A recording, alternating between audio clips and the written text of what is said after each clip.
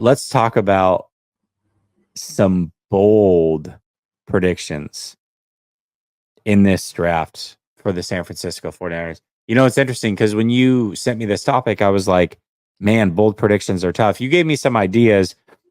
I have a lot of like interesting bold predictions for the draft as a whole, but I didn't have a ton for the 49ers, and I don't know that mine are that bold, but I do have a couple that I think would be interesting if they did happen. Why don't you give me a bold prediction or two from the San Francisco 49ers in this draft? I have 3. Oh, I said some one of or them might two. not be You as just bold because I think, overachieving. Okay. yeah, some of them might not be as bold throughout this conversation. I'm like, oh, well, everybody, I guess, is thinking the same stuff. But at the moment, they were bold for me. So my first bold prediction is the 49ers will not make a selection at 31. They're either going to trade up or they're going to trade back. I agree with you. All right. Okay, that's one of mine. All right, I like this. The second bold prediction is right now they have 10 picks. I do not think they select more than 7 players in this draft. Oh, that's actually not a lot. Okay, interesting. Mm-hmm. And the last bold pick is I think the 49ers get back on the horse and they find an all-pro in this draft to add to their roster. I love it. Okay. All right. I like it. We're actually on a similar page here. So the first one I had, I agree with you. Man, the all-pro one, I love that. That is actually a bold prediction because that is not easy to do. The 49ers have kind of made it look easy throughout the years when they've had a full stable of picks, but that is not an easy thing to do. All right. First one I had, I agree with you. I said the 49ers will not stay at 31. So whether they trade up or trade back, hopefully trade back. I think your scenario of 7 picks really kind of lends credence to them trading up, actually, more so than trading back. So maybe not in the first round, but definitely from somewhere. From what Lynch was saying is I don't think they trust the late round draft picks. I think they only have 170 players. They're going to be trading up second round, third round to try to maybe select some players. Okay. All right. I said that they'll make at least 2 trades in this draft. Ooh, okay. So, maybe they trade back kind of like what you talked about, and then they trade back up somewhere else. So I think they're going to make at least 2 trades in this draft. They're not going to stay at 31. And here's the last one. I think they're going to take a wide receiver in round 1 or round 2. Ooh, I like that. And that's regardless of whether BA is on this team or not. And so listen to what I'm saying. I think BA is going to be on this team. Debo is going to be on this team. They're still going to take a wide receiver in round 1 or round 2. Yeah, the Debo replacement plan. Mm-hmm. Exactly. All those assurances Debo got were like, oh, by the way, next year we can't give you those same assurances. No, that's true. That's funny. Yeah, you're right, because that article came out today, right? That him and Kittle got the assurance that they're not going to be dealt. That's for this draft. That is not. And nobody thought, by the way, Kittle or Debo were going anywhere this cycle, this offseason.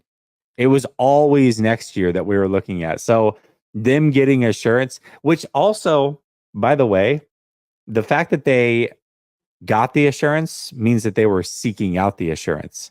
Right. They are starting to see the writing on the wall. Like you're not just I highly doubt that Lynch and Shanahan are like, you know what?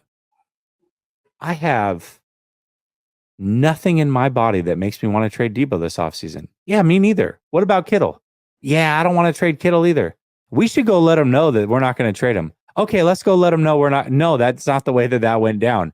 Those players seeked out the 49ers, and it was probably through their agent or what have you, and said, hey, is there any chance that my client's on the move?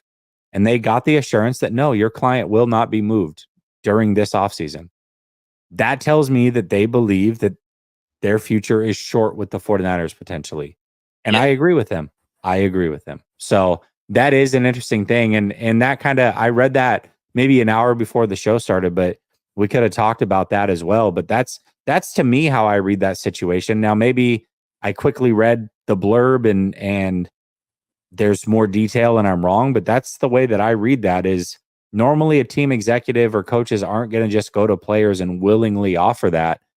You have to seek out that information. So why are you seeking out that information? Are you worried that you might get traded? Or are you worried you might get traded?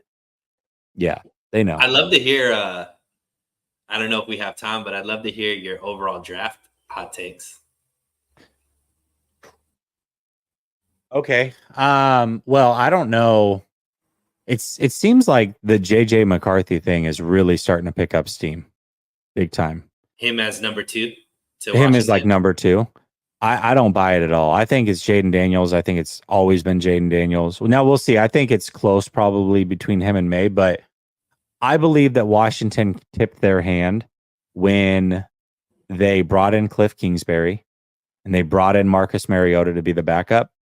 Tells me that they're probably looking for a certain archetype at quarterback. And I think Jaden Daniels fits that archetype. So I think the pick's going to be Daniels. That being said, I don't think that McCarthy is going to be a top 10 pick either. I think McCarthy will fall out of the top 10. Will Levis last year, I don't know if you remember, he picked up a lot of steam as going number 2 overall. He ended up falling out of the first round completely. Right. Completely. So I think that McCarthy falls out of the top 10. I think McDaniels goes number 2. When do you think Michael Penix goes? I think Penix goes to Seattle. Ooh, I would hate that. That was another one. So I think Penix goes to Seattle. In the first round? In the first round. Yep. Wow. Yep. I think they might trade back, but I think they'll ultimately take him in the first round. Maybe that's the 49ers trade partner. How crazy would that be? So I think they're going to take him in the first round. And then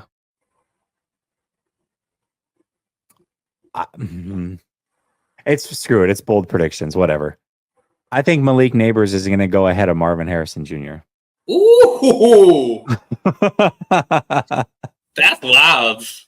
It might be wild, and I even that one's a little crazy. And as I get closer, I start to believe that one a little bit less. But I will say this: if Neighbors does go ahead of Marvin Harrison Jr., no future pick is going to take the Marvin Harrison Jr. route.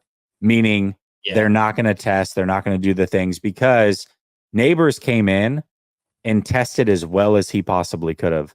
If there was any possibility that pick was going to be taken away from Marvin Harrison and replaced by another receiver, Neighbors did everything he possibly could to move up and get that. So I think that there is that possibility. We'll see if that actually goes down. But those were kind of my like hot takes that for the first round in this year's draft, those were going to be the big things that happen. So I don't know. We'll see. I love it. It's going to be exciting. We could actually watch Thursday and maybe have a dog in it. But I know. I think both of us believe that we probably don't pick in the first round.